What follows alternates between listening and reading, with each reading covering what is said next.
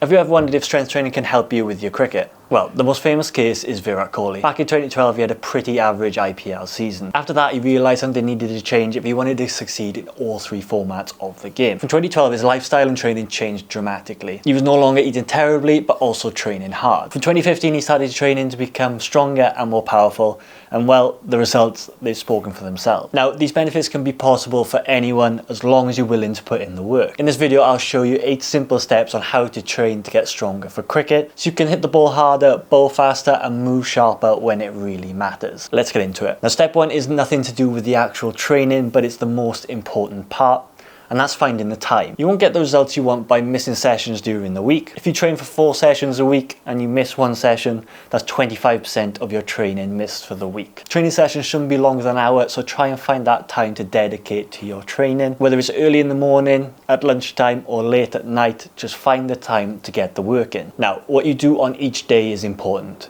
Remember, the goal of this plan is to get strong. Like many of you, I started with the classic bro split when I started in the gym. Whilst building muscle is important, which I'll get onto a bit later, we don't want to dedicate a whole day to getting bigger arms. Compound movements are the king of getting strong, so I plan each day around one. I'd have a day around a squat, I'd have a day around a hinge movement like a deadlift, and a day around an upper body pressing movement like a bench press. Now, you could structure that like having 3 days on and then having a rest day, or you could do 2 days on, rest day, and then another 2 days of training and repeat. Now, the worst thing about strength training is that it's unfortunately hard. You'll often see in the programs RPE or RIR, but they both basically mean the same thing. You need to work close to your limit. The reps for your session will already be set, so to work close to your limit, you're gonna have to adjust the weight you're lifting. You don't need to increase the weight to a point where you're failing, but you need it to be heavy enough to where you've probably only got 1 or 2 reps left in the tank for every set. And moving on to how many reps you need to use,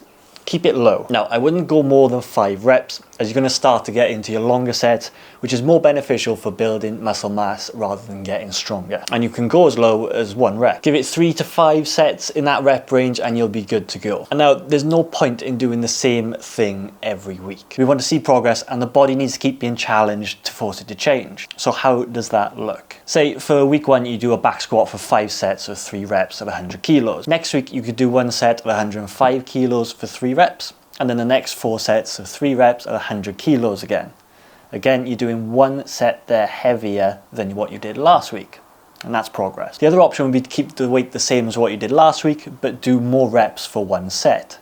But remember, don't go more than 5 reps. Cricket players are often scared of building muscle, but it does really help. Size unfortunately does matter when it comes to strength. That's why in sports like Olympic weightlifting and powerlifting, they have weight classes. Now, I'm not saying go out there and get fat, but your accessories should be planned around gaining muscle mass. At the start, we talked about getting your sessions in. The good thing is that sessions shouldn't be longer than 60 minutes. As soon as you pass that 60-minute mark, you start producing a lot more cortisol, which isn't great for recovery. Quality over quantity in the session is what we're after. Stepping slightly away from the strength training for the last point, and before I give you an example of a workout you can go and follow, is conditioning. We can't just ignore it, and we need to be good at it to become good cricket players. People often think that doing it alongside your strength work is going to hurt your progress, but it's actually been proven that it won't. You just need to remember a few things. So don't do your conditioning just before you do your strength training. The fatigue from your conditioning is then going to affect the weight you're going to move in your strength session. And you need to fuel these sessions correctly.